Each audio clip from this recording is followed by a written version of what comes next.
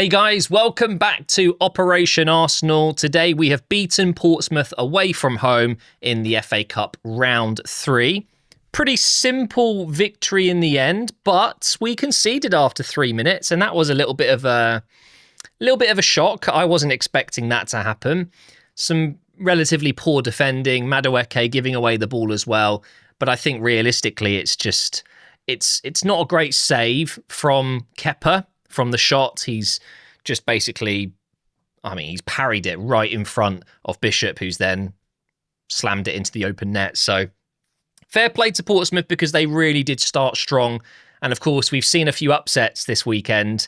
And for a moment, just for a moment, I thought, ooh, could it be happening to us? But no, just a few minutes later, we score from a corner.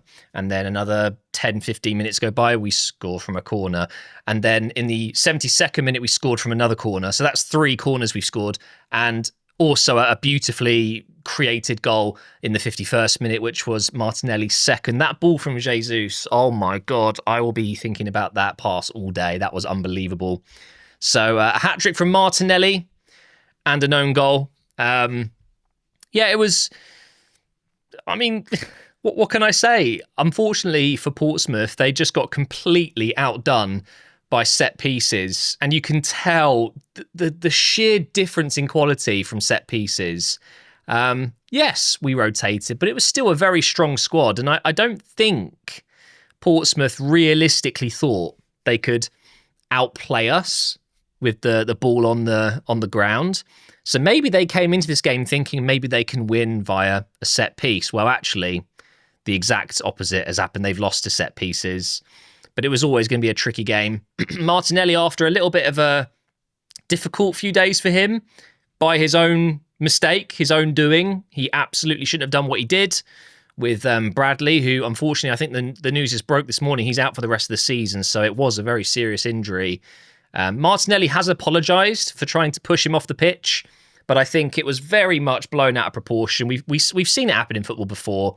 He just wanted to get the ball going and score. You know, we had a few minutes left in that game, and yeah, he's had a pretty busy few days, I can imagine, with just the amount of media coverage and I'm sure it's been odd for him the last few days. But again, his own fault. But he's replied in the best way possible, really. He's not a bad person. We all know, if you're an Arsenal fan or if you just know Martinelli from watching him over the years, you know he's not like he's not a bad person. You know, obviously we don't know him personally, but he doesn't go into challenges recklessly. He's not an unfair, classless player.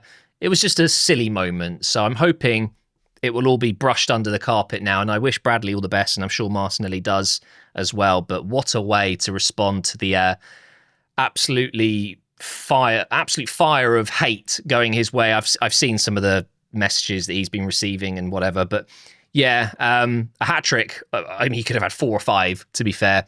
Jesus was really good today. We look so much better without Gyökeres, but you've got to be careful with what you actually see from a game like this, because with respect, it's Portsmouth, okay? So I think this was actually probably a good game for Gyökeres to potentially get an open play goal. I thought Madueke had a very up and down first half and then a much, much better second half. He was at fault for the first goal, I think. Originally, he's the one who lost the ball.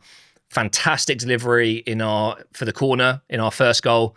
Actually, was it the Martinelli first? He's got 2 assists. He's obviously scored 2 headers from Madueke corners.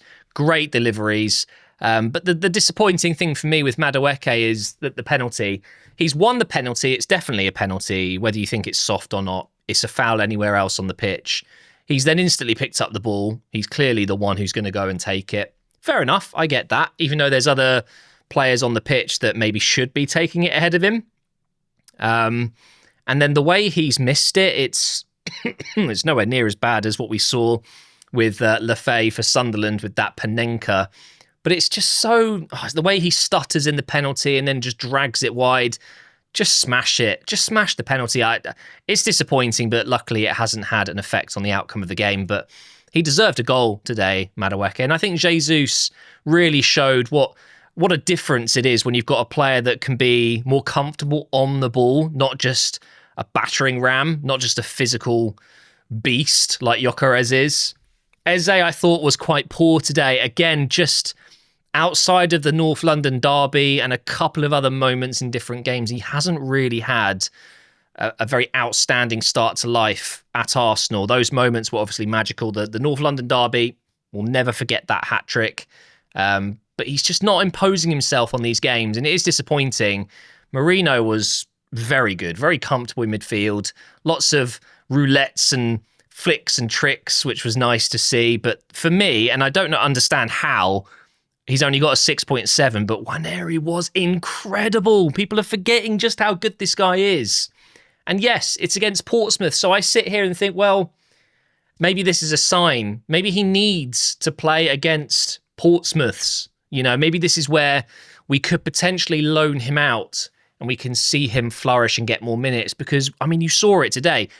Unbelievable against a slightly lower opposition, of course. And I really, truly believe that a loan would do him some good. I know Arteta and the rest of the staff probably want to keep him just in case, because if we did suddenly lose Eze, Ødegaard, or even a Saka, Madueke both being out, he could play on the right.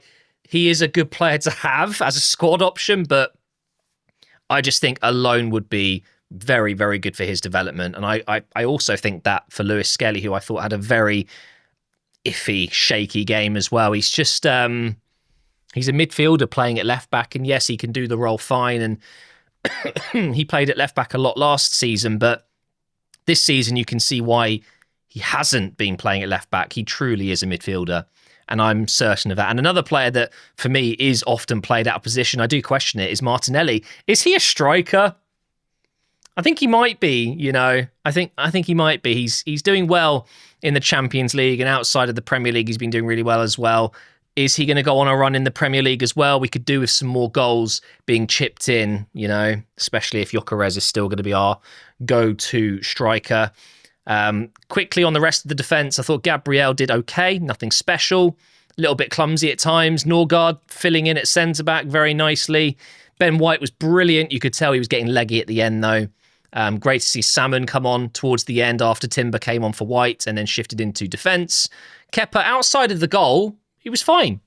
Absolutely fine. But I do really need to talk about Havertz coming on and the difference. Now, obviously, again, we're playing against Portsmouth. I understand it's not it's not like your typical week in, week out Premier League, Champions League game. But it's still a difficult moment for him to come back after being out for so long. And, you know, we haven't seen him play since August. He was brilliant. I saw him popping up at left wing, right wing, dropping deep, getting in behind. He should have absolutely scored, actually. And some of the passes, it was so nice. I was really happy to see him. And I genuinely think we have three unbelievable options. I know Gyökeres hasn't hit the ground running. And yes, I have said multiple times that I never really wanted him to join Arsenal, but he is a great option if you need someone that's just going to be an absolute menace and a problem for defenders, but lacking confidence and clearly not scoring. The thing is, though, it still could happen. And then to have Jesus, who, let's face it, is a glorified winger as a striker, can occupy space as well, run in behind. He's great with the ball at his feet. I truly believe that you could swap Jesus and Martinelli and it would be quite fine. And then, of course, to have Havertz come in, who I think is kind of a mix of both of them. It's really good going into the rest of this season with three very good options. But we are in January. I've already mentioned Nwaneri potentially could get a loan. Lewis Skelly won't be loaned out, but I think it could do him some good. If we had Calafiori and Hincapié fit the whole time, then I would probably do that. Is there a chance that Jesus could be leaving? I very much doubt it, especially seeing as we've waited so long many times to get him fully fit and then, he's finally fully fit, let's sell him. I don't think he'll be here next season. I think he will go in the summer. But do we need to recruit? Playing Norgard as a centre-back, is that purely because Mosquera isn't fit and, you know, we don't have any other options, we don't want to use Saliba or whatever?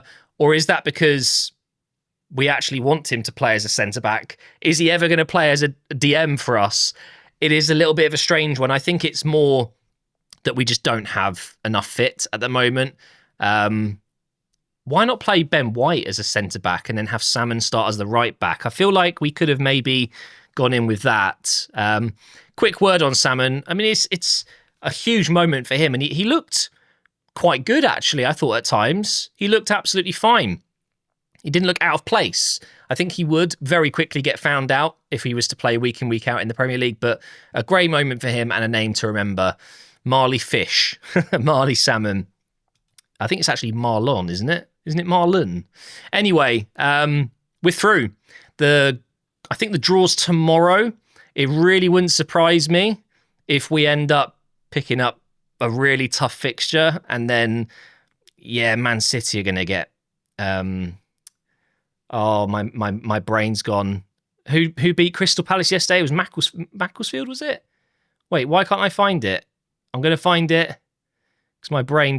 Macclesfield. You know Man City are going to get Macclesfield. But thank you for watching, guys. I hope you've enjoyed it. We're through. We're still in all competitions. And we will be fighting for all 4 right until the very end. I would love an FA Cup win. Of course, the priority will be the Premier League and the Champions League. And of course, we've got the semi-finals against Chelsea of the Carabao Cup in a couple of days. But the FA Cup has to be one of our priorities as well. What a great competition, and we can genuinely win it.